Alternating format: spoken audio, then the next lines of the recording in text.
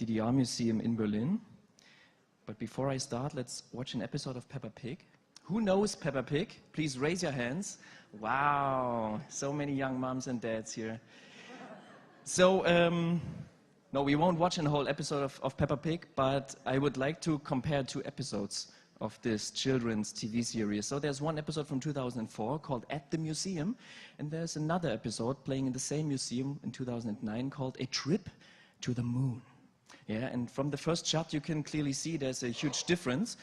It's not the poster hanging outside the museum, it's not the different car the family is approaching with, but it's the wind blowing from a different direction, as you can see from the flag on top of the roof. Yeah?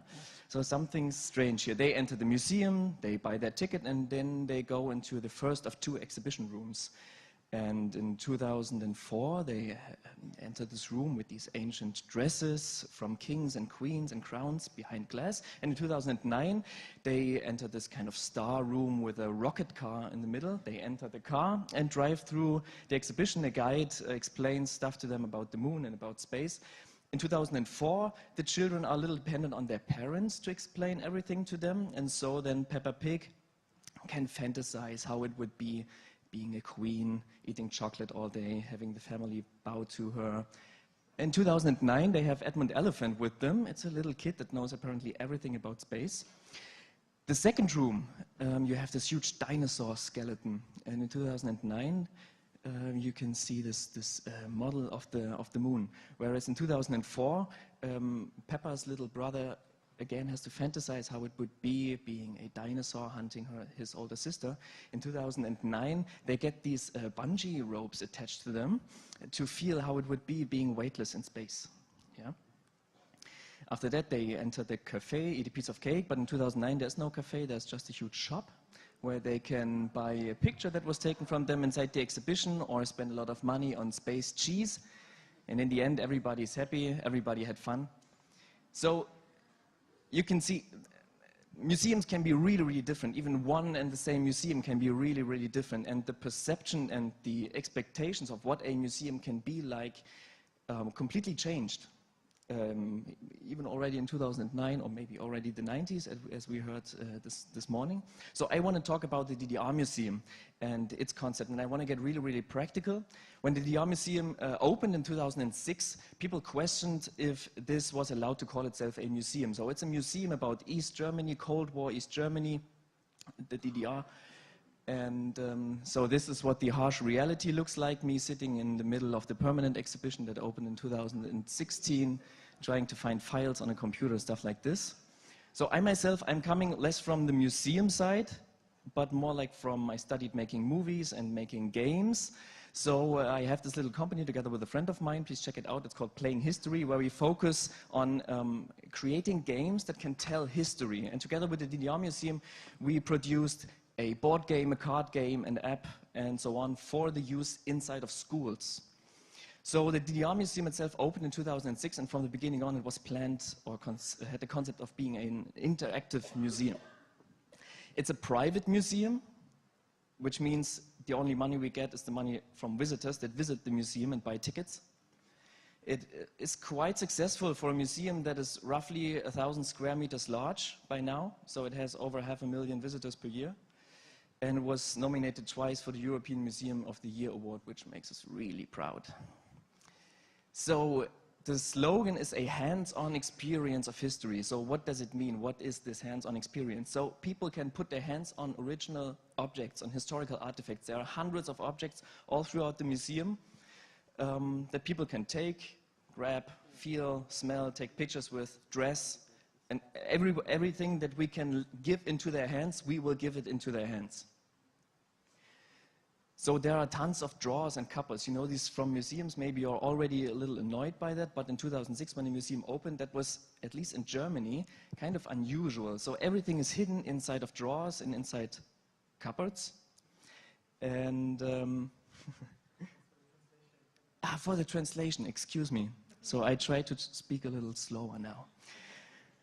So the fascinating thing about drawers and cupboards from an interactive point of view is that people who visit the museum are forced of opening drawers and cupboards. They are forced to interact with the museum, with the exhibition, to access its content. And from a game designer's point of view, doors are just awesome because everybody already knows how to use a door. I don't have to teach people how to open a drawer. They just enter the museum, they see the handle, they open the door, and already they passed this first threshold and they're already interacting with your exhibition. Behind the doors, inside those cupboards, they can find historical artifacts or just games, like digital games, analog games, all kinds of stuff. And we have a lot of digital objects, I call them. So we try to combine the physical part with a kind of digital extension to them. So on the left side, you can see the Trabi. It's the car that was built in East Germany in the DDR. And together with the Fraunhofer Institute and a little startup from Dresden, we extended this car with some sensors and some digital devices. So you can get inside the car, turn the keys, push the gas pedal, and then drive through a digital DDR landscape. On the right side, you can see a digital mirror. Maybe you've seen this somewhere, but here also we didn't just have this digital application where you can dress different DDR clothes, but you have a cupboard hanging right beside you where you can choose the real physical clothes that you can see on the screen. And by choosing the physical clothes, you get the digital clothes. You get dressed with the digital clothes.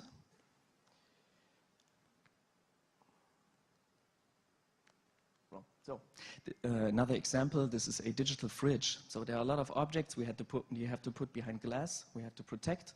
They are fragile, and sometimes these objects are just boring and not telling so much. So by using a transparent screen, like you can see it here, we put an interactive and also like this info layer upon these objects and make boring objects and boring content kind of interactive and interesting. And people read something about nurture or fat consumption in the DDR. So we recreate whole sceneries. On the right side, you can see we rebuilt a whole DDR flat. On the surface, this looks kind of authentic. So you enter the room and it just looks like this 80s apartment from the DDR. But as soon as you touch anything or you get closer to anything, the museum and the content is flowing right at you. As soon as you open something, or you will find this screen built in this table where you can choose from a television program from that time. And so let me tell you a little bit about a new project that we're doing right now, which is called 90s Berlin. It's a whole separate exhibition about the 90s, early 90s in Berlin, after the wall came down, after the Berlin Wall fell, and these two countries and these two parts of the city grew back together. So we were asked from a different location, hey, could your creative team of the DDR Museum help us by creating a new exhibition? We have this multimedia art exhibition there right now, so we would like to keep this concept, but would you like to build a new exhibition inside our space? And we were like, yes, of course, we would love to do this. We are kind of limited with the stuff that we can talk about, so content-wise inside the DDR Museum. So there we have the opportunity to talk about the stuff after 1989, and we can do it in a whole different way. But the thing is, with these multimedia exhibitions, they're not really interactive, and that's not really what we are trying to do, and that's not really what we want to do. So we kind of use the idea of a labyrinth, and in order to proceed in labyrinth, you have to move. So we are playing with movement of the visitors. So for example, I can show you some renderings because the exhibition will open in August. So you are the first ones to see it. So in this one room, you have this huge 45-meter wide screen, 6 meters tall. But in order to get the full experience, you have to move around the room. You can climb on this Berlin-shaped model in the middle of the room, but all the time something is blocking your view. You have to turn around, you have to move through the room to get the full experience. A little similar but different is a room where you can see 13 people on 13 screens talking to you about their lives in Berlin at the time. And the visitor will get like visual keys, what the people are talking about, and then you have to wander around to get the full story, to puzzle together your story. So, for example, if you want to know everything about club culture and techno in the DDR, and after that you will see, okay, this one is talking about techno, she is talking about techno, him is talking about techno, and then you move around and puzzle together these pieces, and we will also like rebuild a real labyrinth, because also there people know how to use it, you don't have to explain anything, and when people reach a dead end, they get some multimedia information about subcultural places in Berlin in the 90s. So people love this. We get tons of positive feedback. They think it's not only educational, but also entertaining. But it also comes with a lot of challenges. So let me talk a little bit about our challenges that we were and are facing. So people love it so much, they visit us, believe it or not. And I told you, it's 500,000 visitors per year on 1,000 square meters. And it can really get intense. And in a museum that tries to be interactive, this can be a real problem, because when you want to open a drawer and there are people standing in front of the drawer, as simple as it is like that, you don't get the experience that you came for. So we have to think about, okay, how can we spread people throughout the museum? Or I give you one example. We had to make a lot of experiences in points of game design. So this is a game that was before my time, fortunately. And when I think about it, I have to think in this specific type of font. So this was called the museum game, a huge table standing in the middle of a kind of small exhibition. And you had to play in a group, exactly in a group of 4. Yeah. People are not always visiting in a group of 4, and you have to do parts of karaoke. People really don't like to sing in public. You have to play a quiz. People don't really like to show what they don't know about history in public. You had to run through the museum and push hidden buttons, and people were not very eager to do this. But the key problem was people really didn't understand how to play the game. It wasn't really intuitive. It was kind of a board game. And when it broke, which happens from time to time, it was just a huge black table that told nothing about history standing in the middle of the exhibition. So we got rid of it. One of the most successful installations is this typewriter. So you don't have to spend so much money to do something interactive and let people interact inside your exhibition. It's hilarious to see a 14-year-old trying to type his name on a typewriter, someone who never had to put any force into writing. And it works really great, but also there you have to think about, okay, who's maintaining this stuff? What happens if it breaks? So the DDR Museum has an own person going through the exhibition every morning, like 7 days a week, replacing things, trying to repair things, and so on and so forth.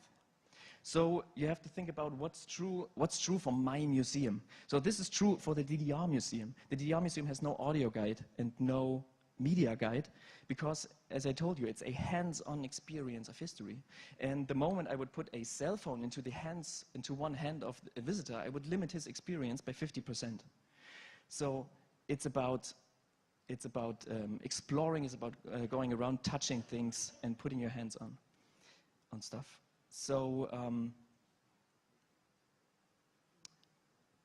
museums, the expectations of visitors are always changing. So the museum is always changing, because we want to always be one step ahead of them, to be able to surprise them, to be able to activate and engage them into the exhibition, to ease the learning process, and to create a unique museum that has an experience that you will long remember also after your visit. So thanks for your attention.